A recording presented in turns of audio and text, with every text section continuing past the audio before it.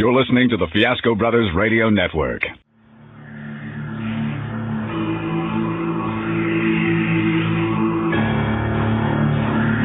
Welcome to Black Op Radio, the voice of political conspiracy research. To call in, we have a secure line ready. Area code 604-525-4167. Again, just call area code 604-525-4167. You're listening to Black Op Radio, the show NSA doesn't want you to hear. And now your hosts, Anita Langley and Leno Sanik.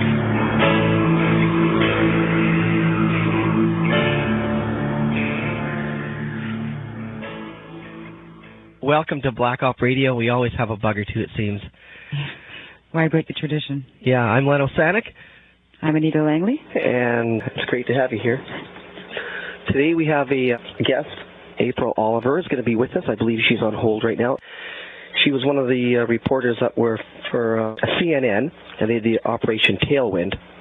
Her and Jack Smith, I believe, had a very unfortunate incident. They were both fired with the whole thing, and we're going to try to get her on the line right now. Yeah, I'm here. Oh, you are? Yep. Good to hear you. Glad to be here. Oh, it's great to have you here. Yeah, it's April Oliver. Sorry. Can we get my notes straight here? Could you give us some personal history? Right. I was a journalist for 15 years, spent a good 10 years in public television, 5 of those with the McNeil-Lehrer NewsHour, not exactly a fringe organization. Went to CNN after I'd done about 5 years of international affairs coverage, ranging from work in Nicaragua to South Africa to the Middle East. So I got around the world a bit for McNeil-Lehrer. And then joined CNN's unit, which is called their Special Assignment Unit. It was a unit to do investigative reporting and in-depth feature programming. One of the more highly publicized journalistic controversies probably this decade. I did a report for CNN looking at U.S. nerve gas use in Laos in 1970, which received quite, and looking at U.S. nerve gas use in Laos in 1970, which received quite disfavorable coverage from the Pentagon, and created a bit of furor and resulted in the retraction of the story and my being fired along with Jack Smith. Well, how did that, I suppose it shook your confidence a little bit. Oh, you know, I was absolutely shell-shocked when it happened. I could not believe that an institution like CNN, which had always prided itself in being, quote, the international news network, could be so parochial and just caving over and really giving such a flimsy excuse. I mean, the stated whitewash line was, oh, we're not saying it's wrong. You know, she did exhaustive research. She had considerable supportive data. Nothing here was fabricated at all. It's just that she didn't have enough. She didn't have proof beyond a reasonable doubt. Of course, this is a kind of ridiculous line. She is, I mean, I'm one person. There were 44 drafts of this script. If I didn't have enough according to their standard of proof beyond a reasonable doubt, somebody should have stopped things much earlier than 44 drafts. Moreover, proof beyond a reasonable doubt has never been the journalistic standard. It's not even, I mean, the normal standard since Watergate has been 2 credible sources. And as I'm sure all of your listeners are aware, the way special operations work, you'll never get proof beyond a reasonable doubt. They can always stir up doubt somehow by the very nature of the way these things are structured. Right. How much help did you have putting this story together? Well, you know, television's quite different from print. It is, by its very nature, an inherently collaborative team effort. There's just simply too much work to do. It's too technical. You have a cameraman, you have a sound man, you have a tape editor. There's a bevy of producers, 2 or 3, 4 producers working on it at one time. And then there's, you know, a whole host of managerial people on top of you. So By the time something gets to air, probably as many as 15 to 20 people have had a piece of it somehow or other. So it's inherently collaborative, which makes it all the more surprising that CNN tried to pretend that I was a rogue reporter when my background is probably the most cooperative, good soldier on behalf of the company. I mean, if there was a company man, I was it, I always sort of followed the company line to my detriment. When CNN was trying to crush the story and shut the thing down, the very first thing they told us was not to talk to anybody. And because they didn't want a vigorous defense of it because they were trying to kill it off. And I stupidly, in my own mind, shut my mouth and should not have. I should have been leaking all over the place to the press, telling them, giving them documents and showing the kind of in-depth support that we did have for this story, so that my defense of it would be credible. But instead, CNN just basically, I even have an audio tape of a CNN manager stating at a in-house meeting the day they retracted the story that the company goal was to crush the story, to bury it so it was dead and gone forever, which is a very unusual statement, to say the least, for a news organization. How did your coworkers feel about this? I think it was it came at a time in CNN history when there was quite a bit of change afoot. CNN had just been acquired by Time Warner. There was a new managerial structure. There was a new president brought in from ABC who had a lot of big ideas and big spending ways, which created a bit of a culture clash within CNN, which has always been a very low-budget operation. And it just kind of created this whole thing was so divisive within the organization because, I'm not going to say I was a beloved person within the organization, but I know for sure that my co-producer, Jack Smith, a man with 30 years news experience, was a deeply beloved person within that organization. And he is a man known for his integrity throughout the industry. And when people saw that he was getting fired in the most kind of humiliating circumstances, and being called all kinds of names in the press by people who really didn't know the first thing about the kind of reporting we did on this story, people knew that they knew something bad went down and that this was not a fair or accurate assessment of the quality of this reporting. Well, there's two things I'd like to bring up then. You mentioned there was 44 drafts of your final article operation. That's correct. Mm-hmm. Right. And it was titled Valley of Death? Right. And how many supervisors had seen these drafts? 44? 44 drafts. I have, in fact, there are probably more than 44. The last one that I had in my hands was numbered 44. It is mind-blowing. The script writing began in January of 1998 and ended the night before the air date. So you're talking about 8 months? No, 4 or 5 months. 4 or 5 months. January to June. So, there are many revisions, and anytime a little change gets made, you stick in the new revision, and, it's just laughable, this whole notion that I was a rogue reporter when there are that many drafts of the script floating around. One of the things Rick Kaplan was trying to do, who is the president of CNN, he was trying to say that, they surprised me. Why did you keep this a secret from me? And I finally decided that what Rick Kaplan and Tom Johnson were trying to do was adopt the line of the special ops generals, plausible deniability. I know nothing about it, Right. So then to make matters worse, they gave you a 2-week gag order. That's right. Right. And, and if I had to do one thing over again in handling the whole public relations furor, I just would not have complied with that.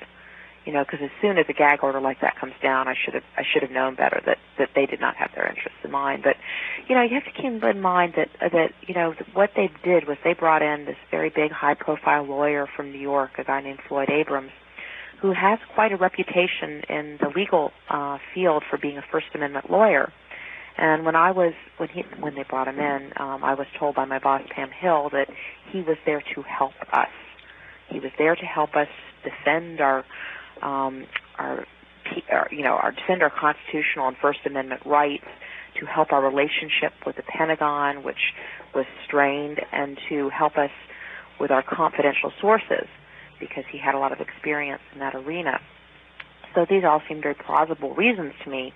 Little did I know what was really going on is he was there to do me in, you know. Oh. And so, as a former CNN executive who knows a number of the very senior executives quite well told me, was that what CNN was simply doing was buying Floyd Abrams' name.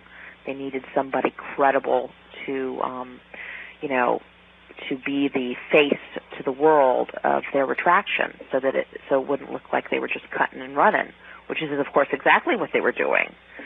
And the pressure campaign became simply too much for them. It was just something that I don't think that CNN has a great deal of experience in investigative reporting, and I think they were caught by surprise by the degree of the backlash against the report. But they shouldn't have been surprised, because I was writing memos right, left, and center about how very sensitive all of this was and how they could expect a furor. But nevertheless... and they were advertising the show ahead of time. Oh, yeah. I mean, they knew. They knew. And I think one of the really interesting things is that you have right now two very big high-profile press controversies in the public sphere right now. One is this whole press controversy with Seymour Hersh, who wrote a piece in the New Yorker magazine about the Persian Gulf War. And the other is the big press controversy having to do with the Associated Press's coverage of the Korean War, basically the killings at No Gun Ri, which won the Pulitzer Prize. And in both of those stories, there's been a really severe and harsh backlash within well-motivated military communities who have been campaigning in editorials and on the Internet against those stories as being unpatriotic and sloppy journalism. I think what you really have is a group of guys out there who have gotten together on the Internet and who are now mobilized and in contact with each other. And in part because of the success of the campaign against the Tailwind story, they know the blueprint, or they think they know the blueprint to get the news executives to retract. And I think one of the great legacies of the Tailwind story is that by the way the press really picked apart and sycophantically bought the Abrams line, the Floyd Abrams line, without even questioning that here was a lawyer in the pay of CNN, who was writing a report, and he wasn't even saying it's not true. He's saying exhaustive research, but the problem is that she didn't have enough. She didn't have enough. I mean, the people didn't think through what the implications of that is. I mean, it's not she didn't have enough, it's that CNN decided she had a lot, but she needed even more, but they decided that after the fact. It's a really bad legacy for journalism because it lets the military know that they can flex their muscle and get what they want out of these news organizations if they just threaten to cut off the access. For CNN, access to the military is everything. There's a war, their ratings, they don't just triple, they quintuple. I mean, that's CNN's bread and butter. That's how they've made their reputation. So when this controversy happened, and all of a sudden the military's calling them up and saying, "Hey, we don't need you guys anymore. We have Fox, we have MSNBC. You aren't the only game in town anymore." I think a couple of news executives saw some dollar signs and decided that this little news story that happened to be true, but very, very inconvenient and awkward, wasn't so important anymore. Well, I wanted to ask you just about your rights as a reporter, and how did they inform you that you were no longer working there? It was quite a surprise because I was under the impression that there was still this purported investigation and that we were supposed to brief Floyd Abrams. We had never even had this discussion with Floyd Abrams, who made what editing decisions. And that was a discussion that was supposed to take place. They kept putting off tomorrow, the next day, you know. Then all of a sudden I started hearing from reporters that he was already done with his report, even though he hadn't interviewed me on the editing process. And I said, what? You know, and then I knew what was going down, is that it was just a whitewash, and they had no interest in really interviewing me on that fact, because they didn't care what I had to say, because they didn't want to hear that any managers had any real responsibility. So anyway, I guess I heard the first time that I was being fired. I heard on a group conference call. A manager named Jim Connor just announced to the staff with me in the room that I was being fired, even though no one had told me that. And I protested vigorously, and then later that afternoon, CNN President Tom Johnson called me up and said, either apologize with either submit your resignation and apologize, or be terminated. And I basically told him that no mistake was made, that this was a story that had more than two sources for every line of that script, and that it met every standard of journalism that I know, and that he was going to have to terminate me because I was not going to be cowed into admitting a mistake that was not made. Well, not only that, as far as I understand from your press conference, after the show aired, you received other information, other leads of more operations.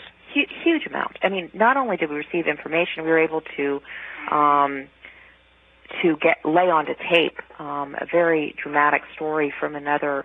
This wasn't from a SOG soldier. This was from a soldier who was in a provincial reconnaissance unit, PRU, who had a very similar mission, but prior to Tailwind had gone into Cambodia and had been he claimed to have targeted 4 African American defectors. That's kind of an interesting angle because I've done a bit of research on this over the past year. One of the things that I think has not been looked at very, very carefully, but I think is a trend, and may over the next few years come out as people talk about it more. You know, this is a time in American history when there was a huge amount of racial division, and Martin Luther King was telling people, don't go, sit down, don't go, don't respond. And Muhammad Ali was not going himself.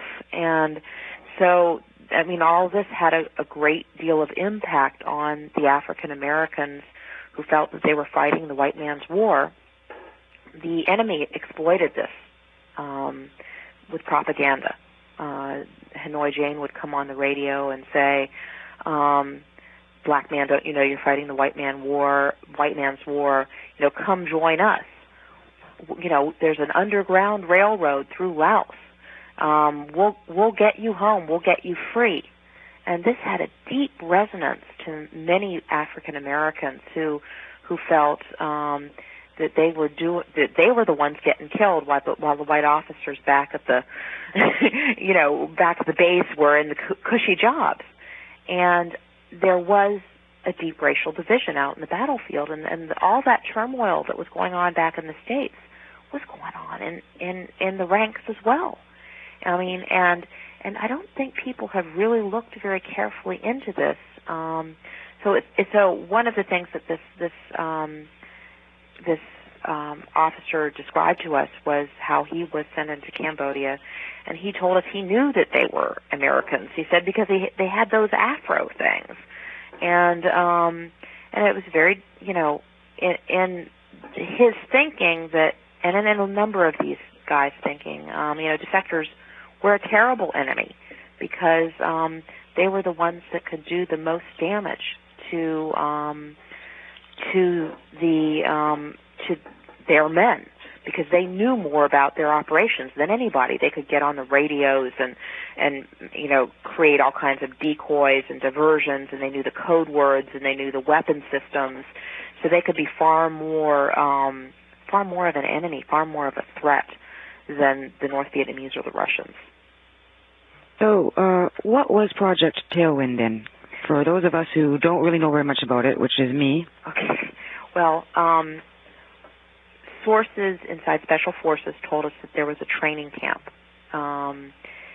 deep inside Laos for defectors. And in fact, we have a CIA memo establishing that there was intelligence reported to the CIA of a large training camp in the Operation Tailwind vicinity near Chivane, reported as of August 1970. And the idea was to go in and wipe this training camp out. They sent a very large team of American commandos in on the deepest raid into Laos ever, some 70 kilometers. And it was 3 to 4 days on the ground, scorched earth tactics. These men were briefed, that everything was enemy, and they were loaded to bear. And they fought aggressively and they fought bravely. But in the end, there was they were in an extreme last resort situation in which they were completely surrounded by enemy. Many of them were wounded. They felt they were about to die. They called in what appears to be, the last resort tactic within Special Ops at this time, which was to call in for gas. And 2 A-1 Sky Raiders came in and peppered the LZ with something called CBU-15, which is sarin nerve gas. One of the huge misconceptions out there is that it couldn't possibly be a huge true story, because doesn't this female producer know that nerve gas always kills people? But that is simply not true. And if anybody thinks about it for a minute, they'll recall that in Tokyo 5 or 6 years ago there was an incident with sarin nerve gas in which 5,000 people were injured and 12 people died. Sarin isn't lethal all the time. It depends on the exposure level. It depends on your weight to some degree. It depends on the concentration. It depends on the weather. As with any chemical weapon, there are a huge number of variables which affect its potency. And I think that, in fact, an Aberdeen scientist who worked on the weapon described to me some of its tactical advantages in the battlefield.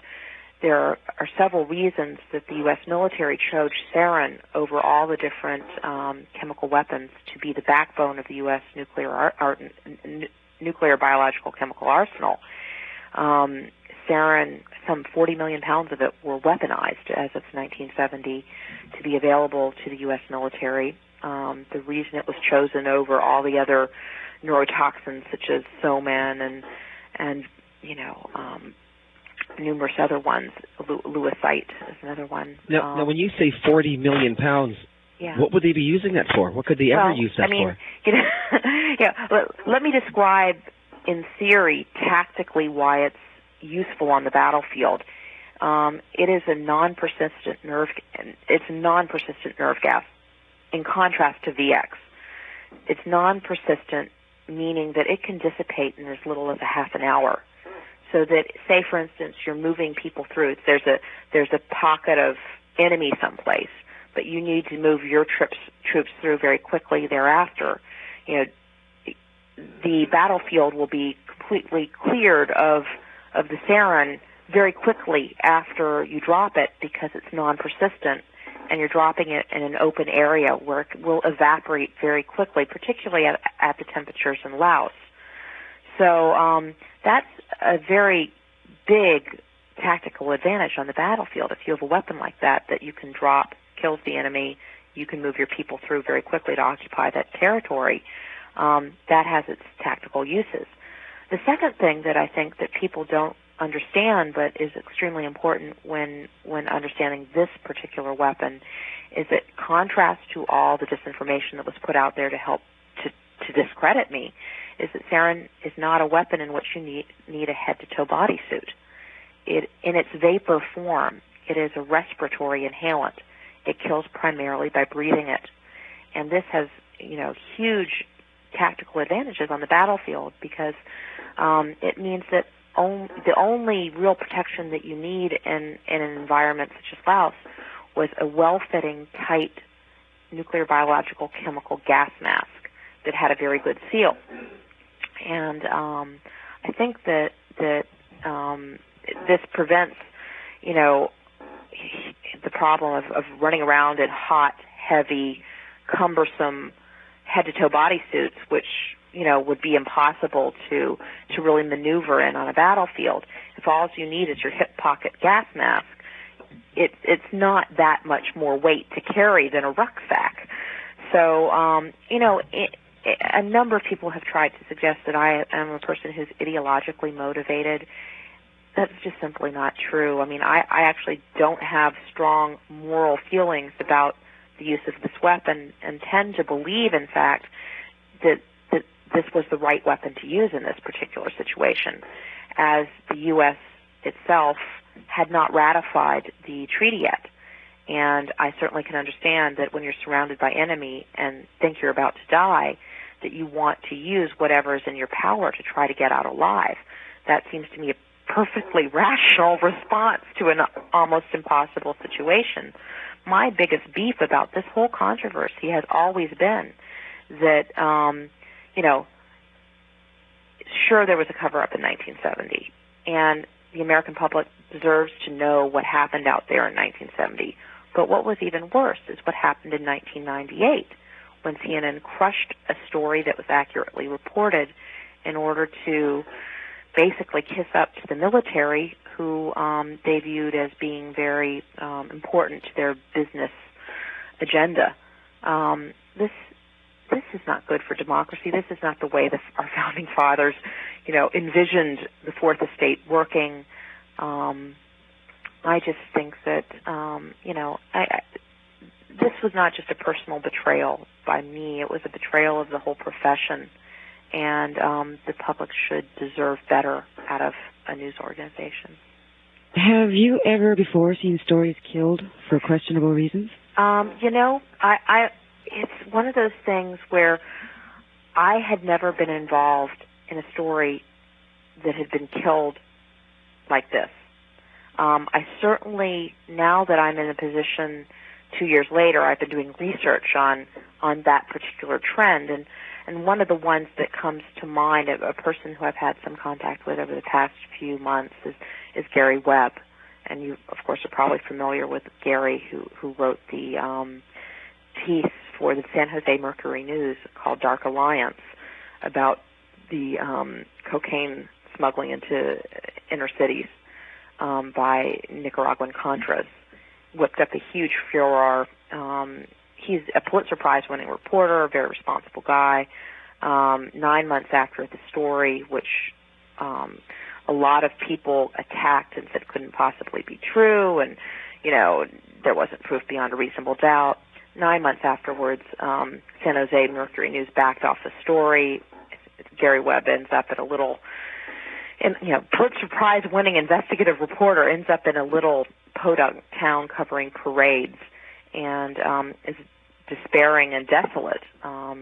He eventually quit his job and is now working in the California governor's office, I think, doing investigative work, and has written a quite good book on that episode in his life.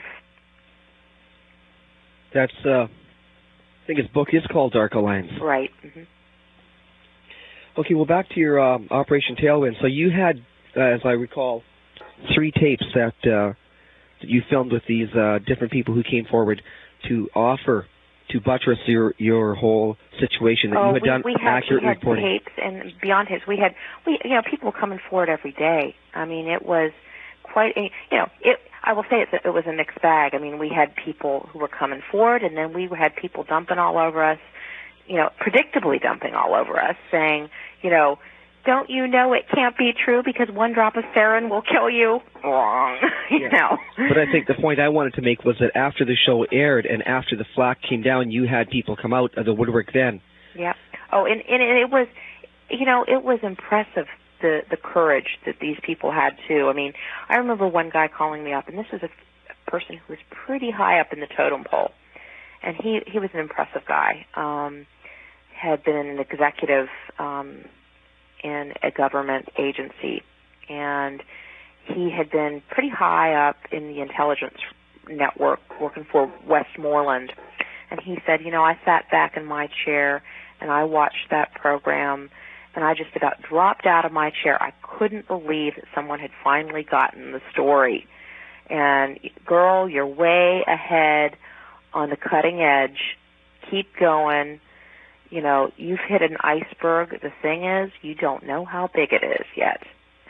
So, I mean, I think, you know, the story of, you know, U.S. chemical use is an important one. I don't know how big the iceberg is.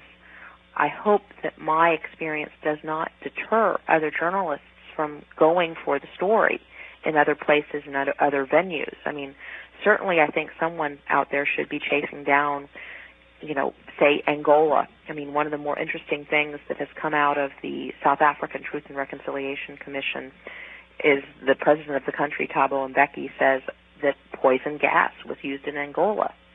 Oh, really? Who's poison gas, you know? And where did they get it from? And, you know, to what end? And how many people?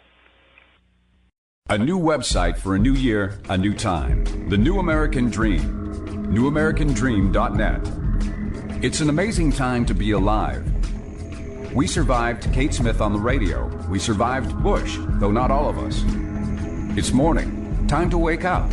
There are no longer any questions we cannot ask. Nothing about our country we are not allowed to know.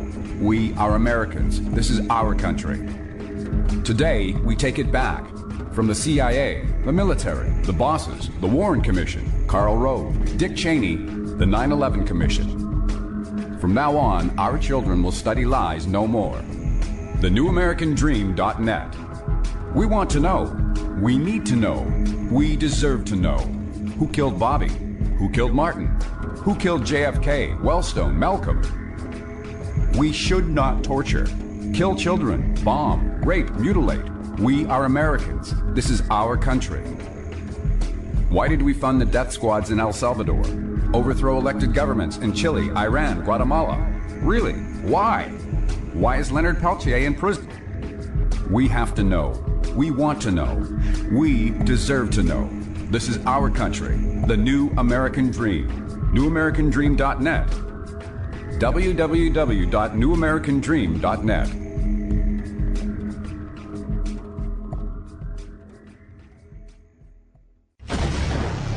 Even Bush admits that Saddam Hussein had nothing to do with 9/11. Our own FBI acknowledged it has no hard evidence that ties Osama bin Laden to 9/11.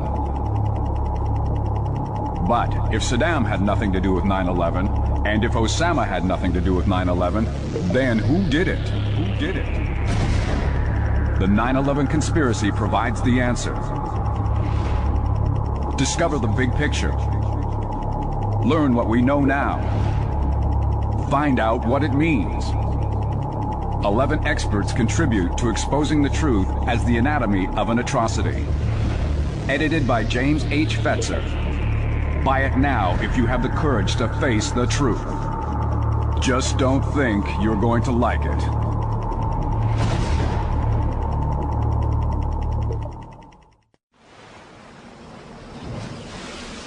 Stem cell research, abortion, cloning, evolution, creation science, intelligent design.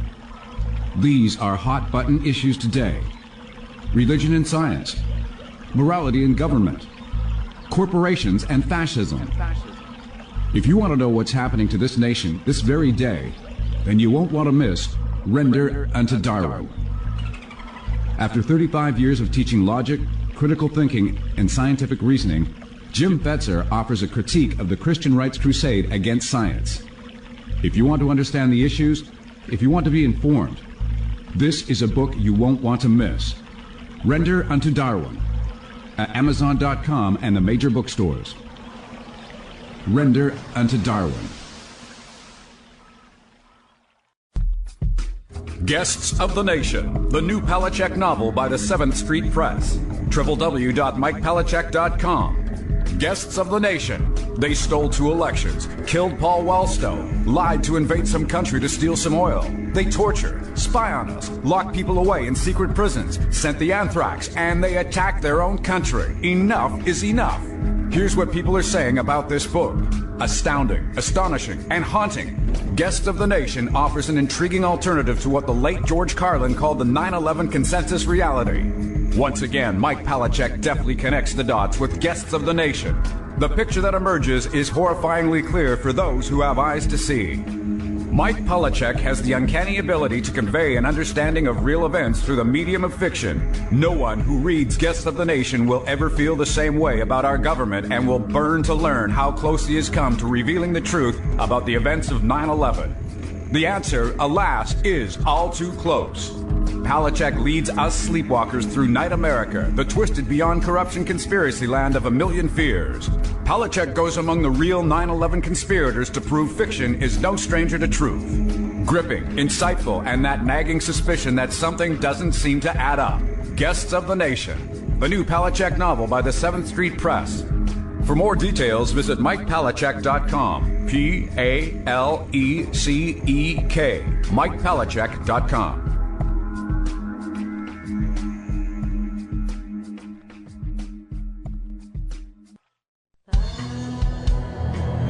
Interviews with Colonel L. Fletcher Prouty, Secrets of the U-2 Flight. We are pleased to announce Volume 1 of Interviews with Colonel L. Fletcher Prouty on DVD. This first 1-hour DVD goes through the 1960 U-2 incident with Gary Powers. Colonel Fletcher Prouty reveals his inside knowledge of the incident, his office in the Pentagon, Operation Aquatone, Soviet overflights, and the similar Alan Pope incident. It is Prouty's position that the U-2 flight was sabotaged by the members of a secret team to stop the crusade for peace and embarrass President Eisenhower, thereby heating up the Cold War. And of course, Eisenhower warned everyone of the industrialized military complex that he had learned of firsthand in this incident. You will learn Gary Powers' U-2 never was shot down at 70,000 feet, as claimed in every single history book. 4 separate interviews on one DVD, a one-of-a-kind must-have for anyone interested in finding the truth behind the cover story. Interviews with Colonel L. Fletcher Prouty, Secrets of the U-2 Flight.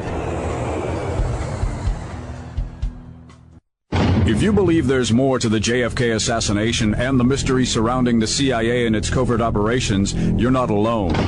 Meet the man Oliver Stone called X in the epic motion picture JFK.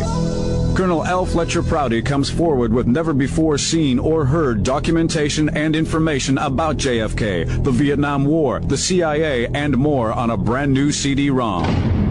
The collected works of Colonel L. Fletcher Prouty is an incredible offer not to be missed. For a limited time only, find the answers surrounding these issues and more with the collected works of Colonel L. Fletcher Prouty. Call now at area code 604-525-4167. That's area code 604-525-4167. Or visit the Colonel Prouty reference site on the World Wide Web. The collected works of Colonel L. Fletcher Prouty. We can now say, with moral certainty and considerable scientific authority, that the death of JFK was committed by a meticulously executed conspiracy which was obscured by an extensive cover-up. Murder in Dealey Plaza, edited by James Fetzer, goes to the heart of the JFK assassination. You'll read new and up-to-date information regarding the Secret Service, the Lincoln limousine, the medical evidence, the cover-up, altering the film, framing the patsy, and the silent historians. Also, 16 smoking guns, each one crushing the government's lone assassin scenario. A world-class chronology of November 22nd, 1963. Chapters by David W. Mantic, Gary Aguilar, Vincent Palomera, Douglas Weldon, Jack White, Ira David Wood III, James H. Fetzer, Doug Horn, and a classic essay by Bertrand Russell. The complete story in the pages of one single book, edited by James H. Fetzer. Read it now, read it again. You'll use it as a reference.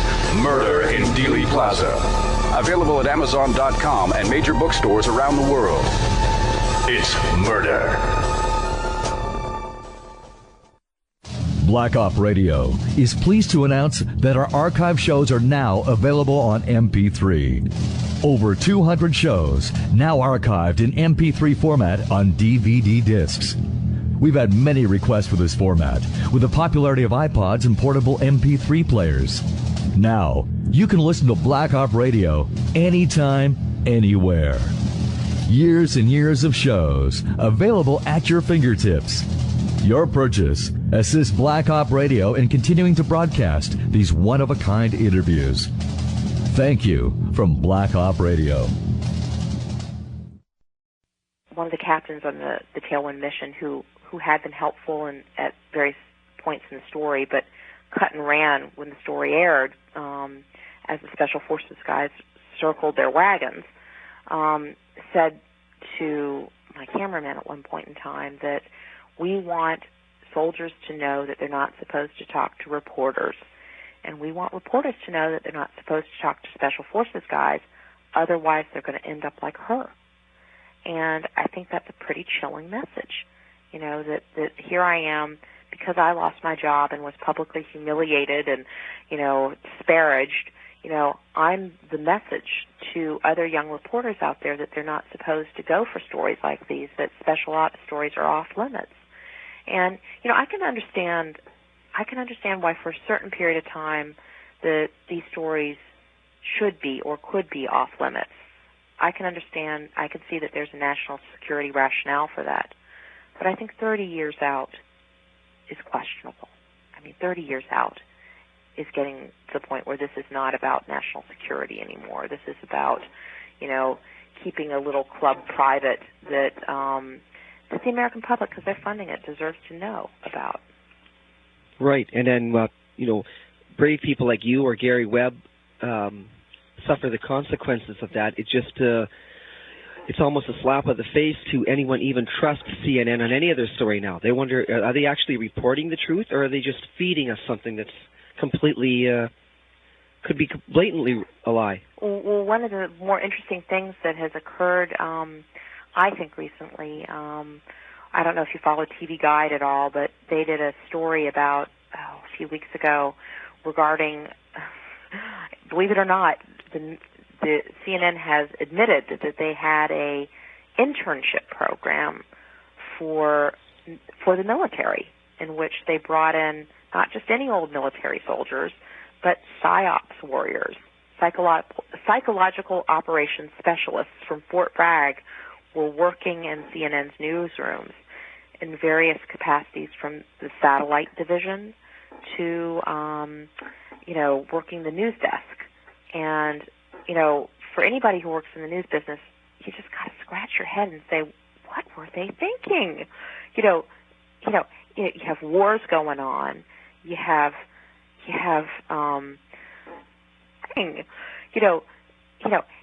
wars going on. You have how can they objectively cover a war in which the U.S. is participating if they've got military guys in any capacity in their newsroom? Forget content. Let's just talk appearances here. What does the enemy think? And I have to tell you, I did actually have somebody call me before this story was ever reported in the press to tell me about this. And he called me because he was worried. This was not an idle worry. This is the person that called me travels quite a bit in a capacity into the field where there might be a hot zone or conflict.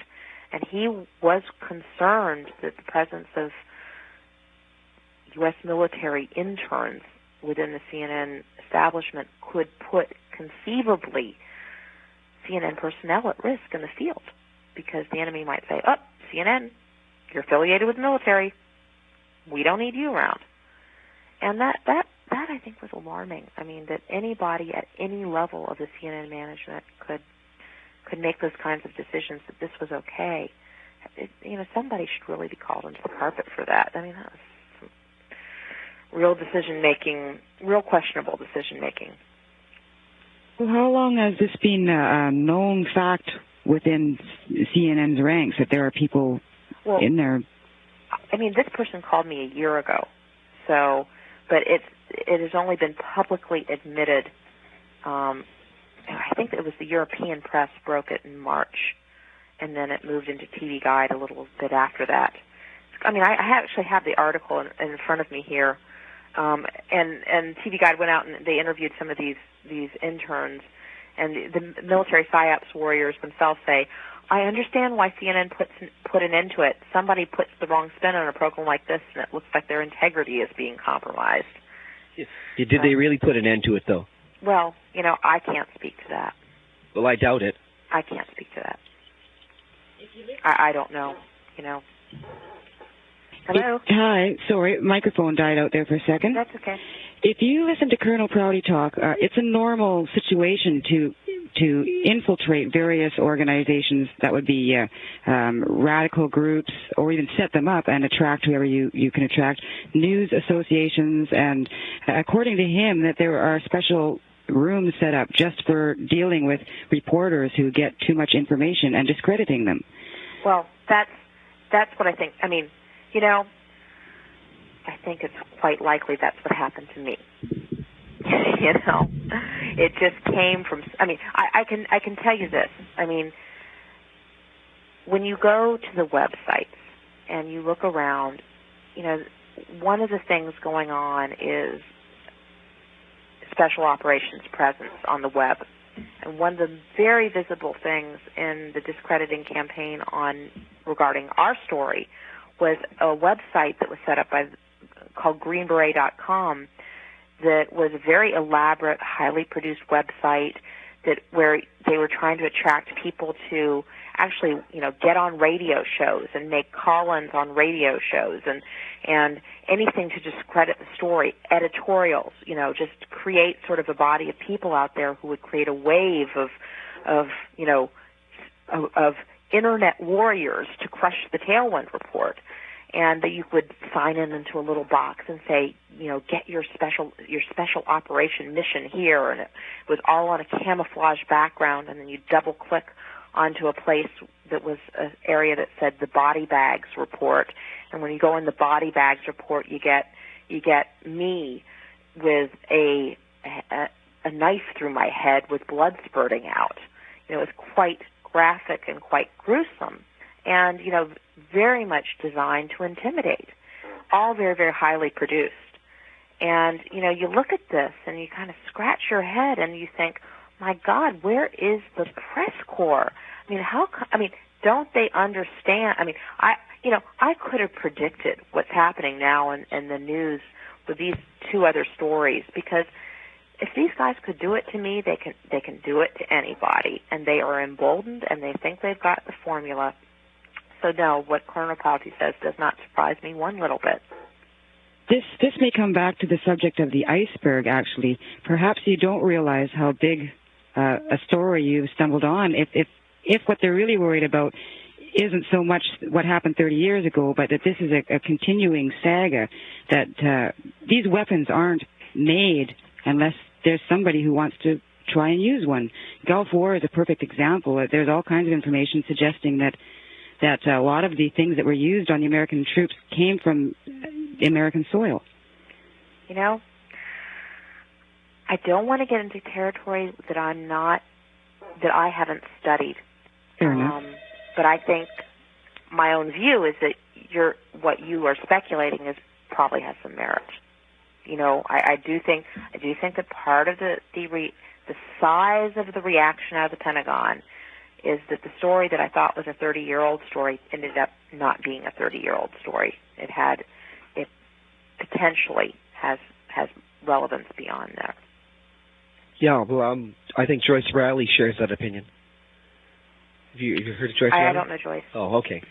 Well, can we? What is the outcome of Tailwind today? Your Well, there are lawsuits going on, and I can't really talk about the litigation because I'm in a mediation situation right now. So, what happens when there's lawyers involved is everything gets very careful. We understand Admiral Moore has sworn a deposition. That's correct. Admiral Moore, who was chairman of the Joint Chiefs of Staff at the time of Operation Tailwind, did a sworn deposition, and he said some startling things, and including when we asked him what a handwritten note requesting White House approval meant. There was a piece of paper we got from the Defense Department that had Chairman of the Joint Chiefs of Staff across the top, and it said, the White House will have to decide, signed Moore. And we asked him, Admiral Moore, this is dated September 11th, 1970, what does this mean? And he goes, well, a request for poison gas use. Oh, really? Oh, really?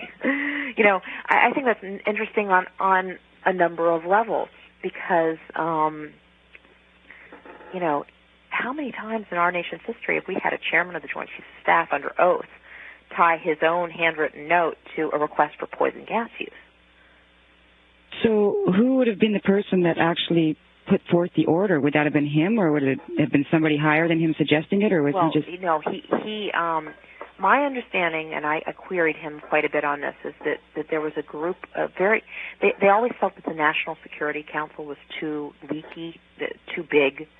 So when the real decision makers wanted to get together to make something happen, there was a little smaller group that got together, and it was called the Washington Special Action Group, otherwise known as WASOG. And WASOG was usually a group of 4 or 5 men, and it included the Secretary of Defense. So actually, it was the Chairman of the Joint Chiefs of Staff, but not the Secretary of Defense. Chairman of the Joint Chiefs of Staff, National Security Advisor, which would have been Henry Kissinger, sometimes Secretary of State, and Richard Helms, the head of the CIA. And that little group of men would get together, and they would really make the decisions of what went down. So... yeah, that's unbelievable, really. Yeah, I wasn't aware of that. Nobody has to really take responsibility then. I guess it's a group decision. Are any of these people able to even be held accountable, or I guess maybe they aren't even worried about that? Of course, one of the things that's so very interesting in all of this is that it was Henry Kissinger who was the most upset by our story. Henry Kissinger was calling up the head of CNN, basically calling me all kinds of names and claiming, Tailwind was just a little operation to blow up a bridge. We sent all these heavily armed commandos out deep into Laos, into this heavily militarized enemy territory to blow up a bridge. Well, it wasn't even enemy territory at that time, was it? Pardon? It wasn't even enemy territory. Well, there were pockets which were enemy held, but I think that the main thing with that is it's a ludicrous cover story on the face of it. I mean, you don't send 160 commandos loaded to bear deep into no man's land when one little bomb can blow up a bridge. It just doesn't make tactical sense. It's stupid. And moreover, what even made it more stupid was the fact that at the same time Henry Kissinger's calling up Tom Johnson to tell people it's not true. This is a fabrication. He's sending memos to CNN management with scribbles from his office indicating, in fact, it is true. In the upper right-hand corner of one of the memos that we've got from him, it says, Tailwind, September 10th, 1970, commando raid on a North Vietnamese prison camp. Well, gee, that's not a bridge. Doesn't sound like it. No. Well, so where do you go from here then? Because if all these things are actually you're reporting, you're investigating, have discovered true facts, do they have a leg to stand on? Are you suing them for lost wages? Well, I as I say, I can't really talk. Oh, okay, fine. That's all all kind of being worked on right now. But I will say this, that I do have great faith in that there's still hope that people will come forward, and that in the end, I've met, even though my colleagues in the press have disappointed me greatly, there have been other people who I haven't known, who I never knew prior to the story airing, but who have had great courage and have been very supportive of me and this story. And I've been grateful for their support over the past 2 years. And I think that in a democracy that I do think a democracy is different from a communist system, and that eventually over time that there's enough strength in this country that and enough resiliency that this information will come out. Yeah, even on this story or other stories, I just, for instance, I would hate to hear that the whole thing dies away and that you are, again, required no comment at all. So without saying any personal situation, would that be one of the stipulations that you are no longer allowed to speak on the topic? Yeah, I wouldn't agree to that. I simply couldn't agree to something like that. I took a gag order once. That was one of the worst mistakes of my life, and I can't ever agree to that again. Right, okay. And can you just go over that, the Wausau group? I did not know those. Was it 4 men? Yeah, it's a small little group, Washington Special Action Group. You know, and I don't even know if it exists today or not. I really couldn't tell you that. But I have seen memoranda from Wausau meetings during the 1970s. And it was within this little group that during the summer of 1970, Henry Kissinger actually signed off on deeper incursions into Laos because of, enemy problems there. So, yeah, I've seen the handwritten memos. Of course, much of the meeting notes from these little Wausau meetings are blacked out still. Even 30 years later, you get the meeting notes, and half the page is still, It's amazing that you even dug this up, because I know Colonel Prouty has mentioned that when we talk about the JFK assassination, he's talked about special groups that get together in different instances that get together and then disband, and when they all have a single goal, groups get together like this. And at one point he talked about someone called the Gold Key Club, and it would be just this kind of enigmatic, special action group that would get together for something. And then, when you tell me Helms is involved, he's got quite a background. Yes, he does. Of course, one of the things about this particular mission is it was such an unusual kind of mission because it wasn't just the Army. It was so large that you had the Marines were basically the transportation unit. They were the choppers carrying the guys in. You had a Air Force component. You had a CIA component. You had, basically all services were involved. And at this point in time in our force structure, that was very unusual to have combined missions like that with each service involved like that. I mean, I think the services were used to fighting by themselves. So I think one of the reasons that the Joint Chiefs of Staff were watching this particular battle so carefully was it was an early exercise in whether jointedness could actually work on the battlefield. And, of course, they had a lot of losses, and some CH-53 helicopters went down, and there was a large loss of molten yard life, and it was very, I think stressful for a number of senior officers, particularly the Marines, were not real happy with what went down on this mission because they had some losses. Now, what was the first tip to get you involved in the story? What led you to it? Well, it came, I'd worked on a much lighter, sort of more superficial piece the year before. I was looking at just in general the group SOG. A book had come out, and I was going to do a piece basically just a general magazine piece on who were these men and what did they do and how brave they are.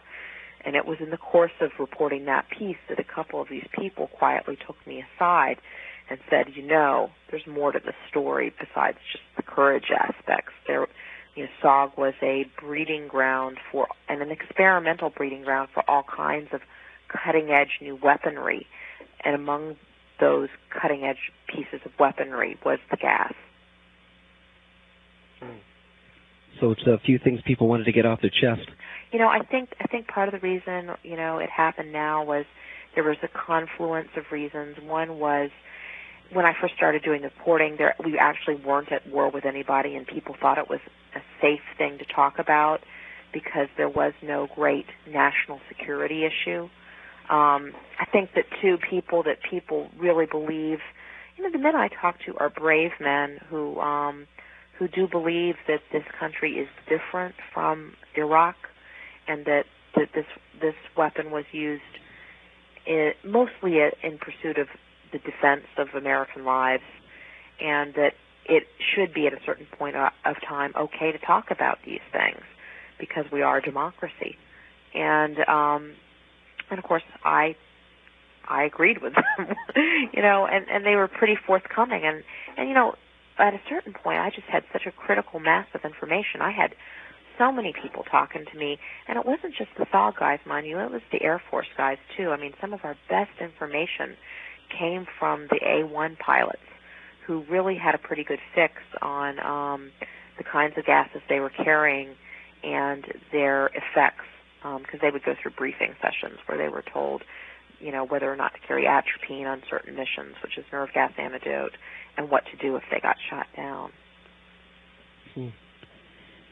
Well, there is a question that I have for you with regards to news in general. You mentioned earlier that CNN perhaps wasn't prepared for serious investigative journalism, which opens up a good line of questioning there. A lot of people do wonder how much news is actually researched by reporters and how much of it is passed through channels and aired on the presumption that it's accurate.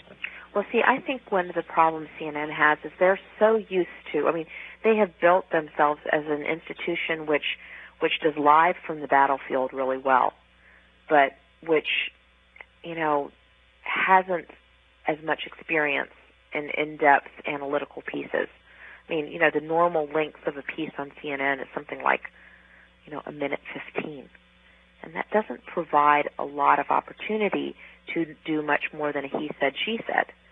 So that when my story came along, which was based on 8 months of research and 200 interviews, they just had no idea what a story like this could kick up, And so there wasn't much institutional experience in terms of the way you have to withstand a pressure campaign. These guys didn't have a clue, and should have, because I did suggest that it was coming, but in any event, look, I'm moving on with my life. I am getting a law degree. I'm going to try to be a First Amendment attorney because I think we need them in this country. I am very sad for the state of journalism in this country right now. It is a very sad situation to see, the way journalists turn on each other and take the disinformation that the military feeds them and are used as pawns to destroy the lives and careers of their fellow colleagues. I just think it's very, very, I think it's tragic and sad and irresponsible. I do think skepticism is a healthy thing, but I think that journalists need to be skeptical and aware when they are getting used by people to spread disinformation. Have you noticed any changes in the trends of thinking of journalists? Have any that you know of suddenly come to an epiphany, so to speak, that maybe things aren't always as ideal as the American dream says they should be? Well, Gary Webb and I were talking about this issue just the other day because we're just sitting, both of us are sitting there and marveling at the way that both the Cy Hirsch story and the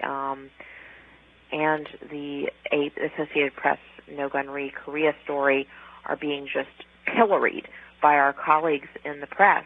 And but the difference in both of those cases is that the editors at both of those institutions have stood firm in the face of these attacks.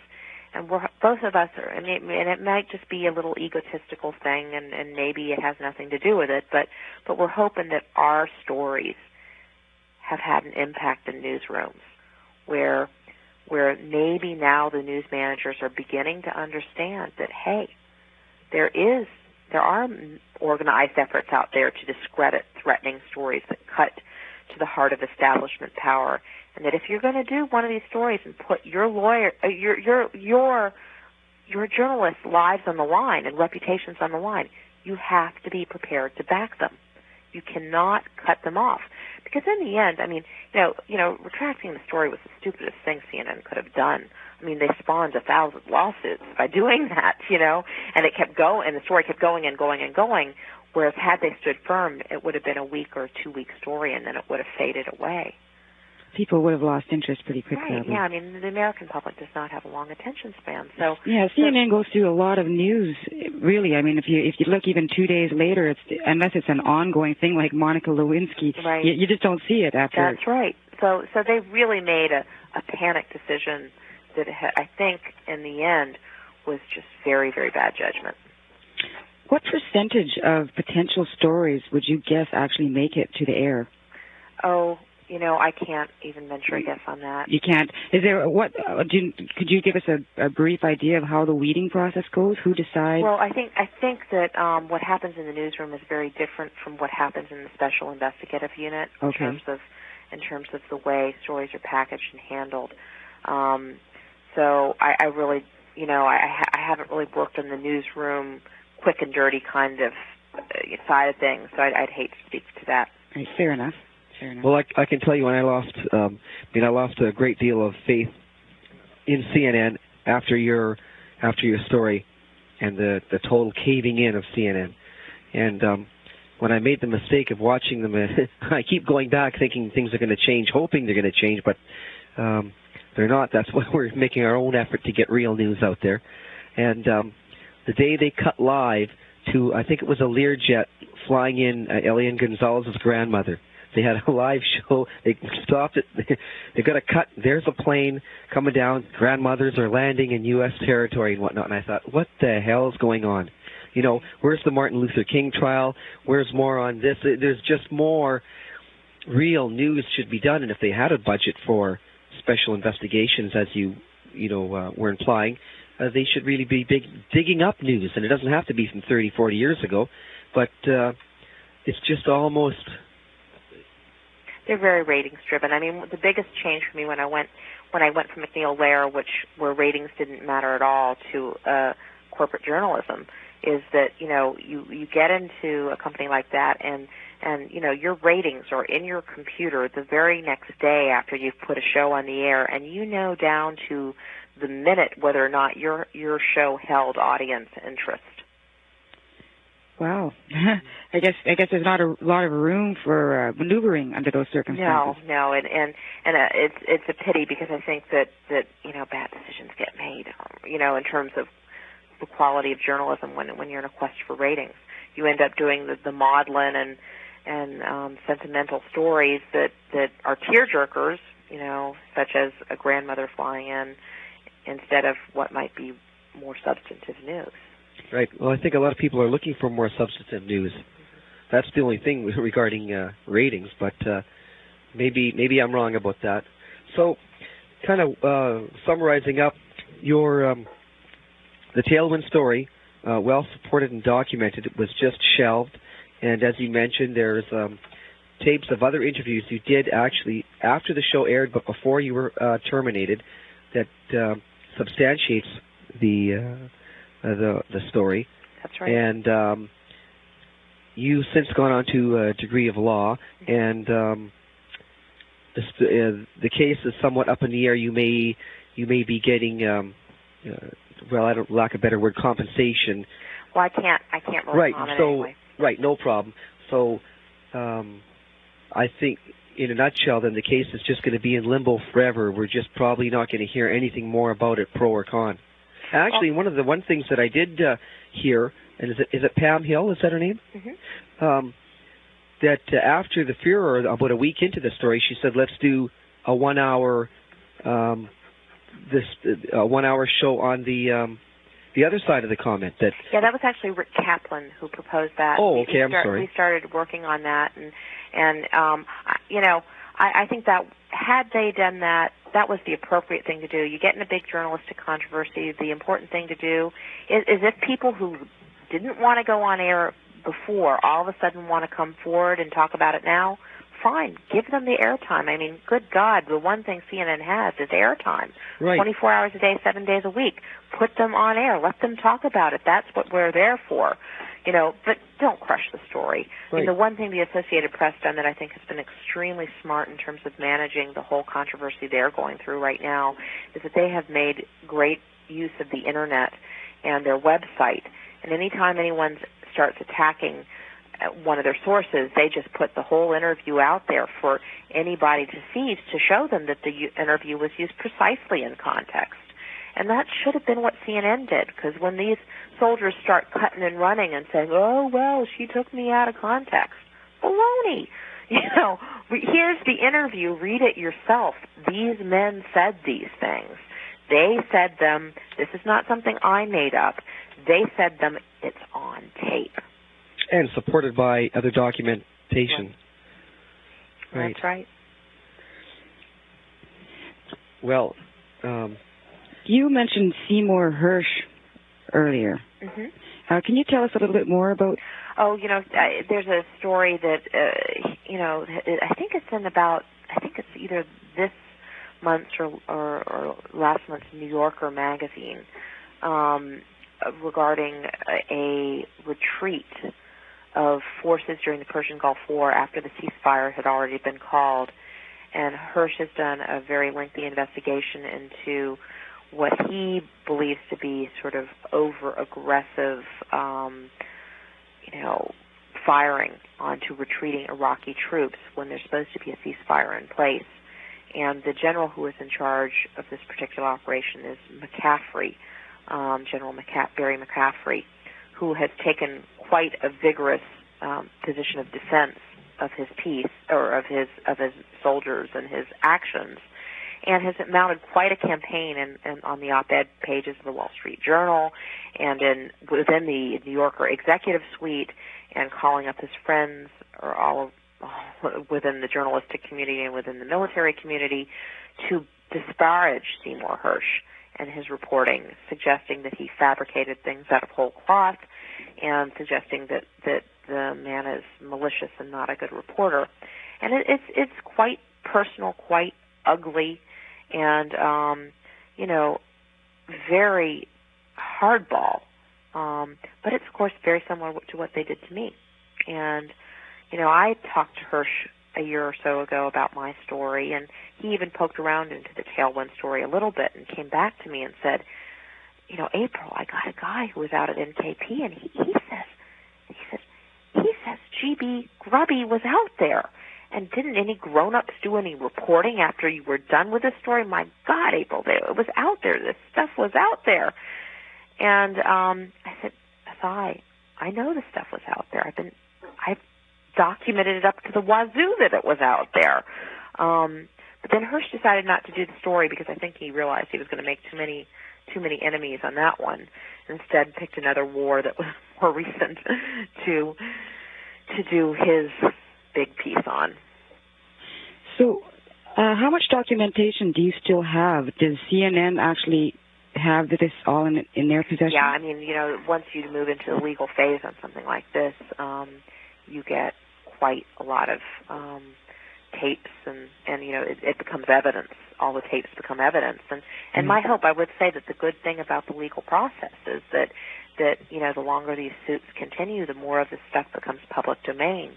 And if anything good is to become of all this litigation, it is that, the public will be able to get to see some of the supporting documents that had been repressed up to this point, including the Admiral Moore deposition, which has in it, my lawyer read word for word all of my interviews with Admiral Moore, much of which was not brought out in the, quote, CNN investigation of my reporting, which was repressed and quite intentionally repressed, I think, because they didn't want people to know how much I had. Right, right. Well, it's been great talking to you. We've kept you a little bit over time. Oh, that's okay. Thank you. Yeah, I have to say that I admire your stand, and I've listened to your the press conference you did. Was it at a museum? Yeah, it was at the museum. Well, it was up at the Freedom Forum in New York. Right. Anyway, that's posted on the internet as well. Mm-hmm. And at our Black Ops page, we have a link to the page about you. I believe it's from England somewhere that people have put that together. Great. And there's a lot more facts there that people can dig up. But it's a very interesting story because it shows, somebody you didn't have an axe to grind, just went out and did some investigating. And you never know what Pandora's box you might open. I honestly, in my wildest dreams, I could not have imagined, the furor that I kicked up with this one. Yeah.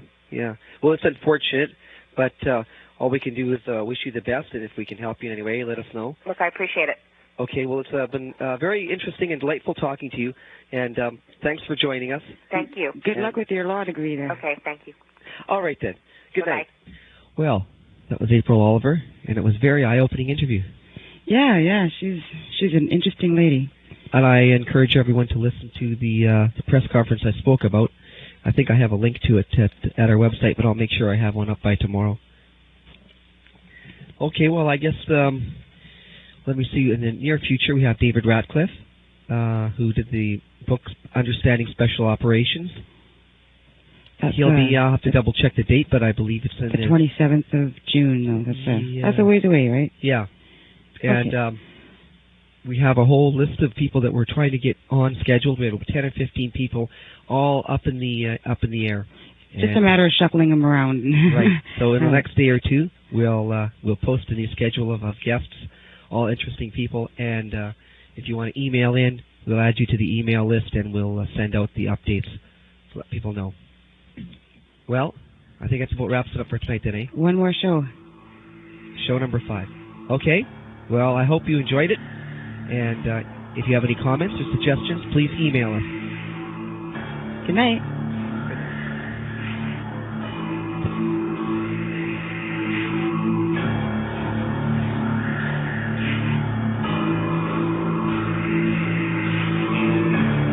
You've been listening to Black Op Radio, broadcasting weekly from the Fiasco Brothers recording studio in Vancouver, Canada. You're listening to the Fiasco Brothers Radio Network.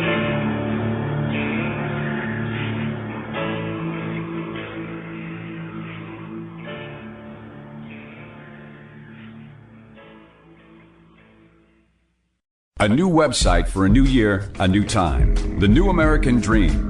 NewAmericanDream.net. It's an amazing time to be alive. We survived Kate Smith on the radio. We survived Bush, though not all of us. It's morning. Time to wake up. There are no longer any questions we cannot ask. Nothing about our country we are not allowed to know. We are Americans. This is our country. Today, we take it back. From the CIA, the military, the bosses, the Warren Commission, Karl Rove, Dick Cheney, the 9/11 Commission. From now on, our children will study lies no more. TheNewAmericanDream.net. We want to know. We need to know. We deserve to know. Who killed Bobby? Who killed Martin? Who killed JFK, Wellstone, Malcolm? We should not torture, kill children, bomb, rape, mutilate. We are Americans. This is our country. Why did we fund the death squads in El Salvador? Overthrow elected governments in Chile, Iran, Guatemala? Really? Why? Why is Leonard Peltier in prison? We have to know. We want to know. We deserve to know. This is our country. The New American Dream. NewAmericanDream.net. www.NewAmericanDream.net.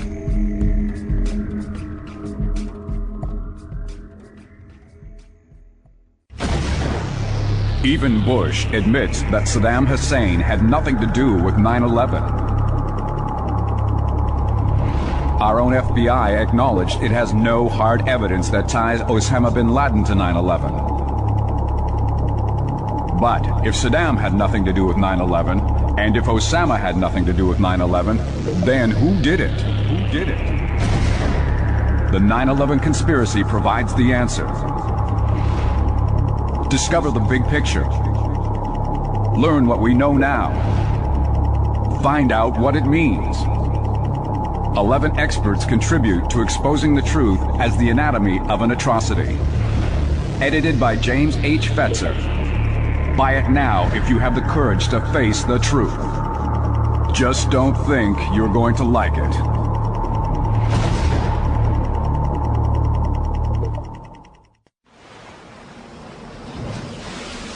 Stem cell research, abortion, cloning, evolution, creation science, intelligent design. These are hot button issues today. Religion and science, morality and government, corporations and fascism. If you want to know what's happening to this nation this very day, then you won't want to miss Render unto Darwin. After 35 years of teaching logic, critical thinking, and scientific reasoning, Jim Fetzer offers a critique of the Christian rights crusade against science. If you want to understand the issues, if you want to be informed, this is a book you won't want to miss. Render unto Darwin, at Amazon.com and the major bookstores. Render unto Darwin.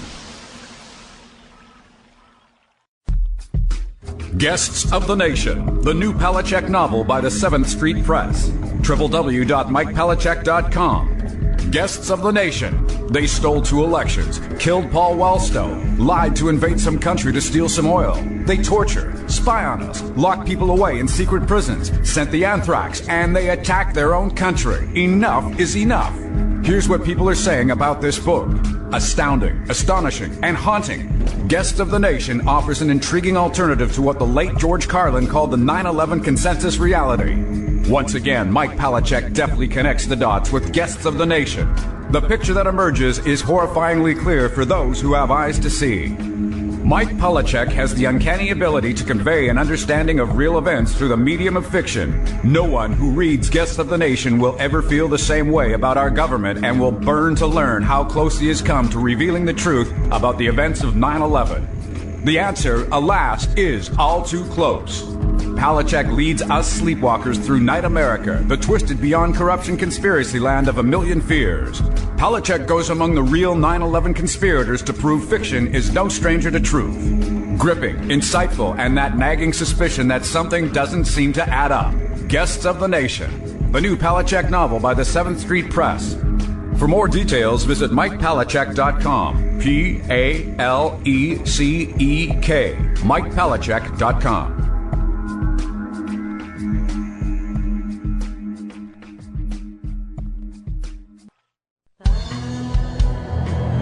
Interviews with Colonel L. Fletcher Prouty, Secrets of the U-2 Flight.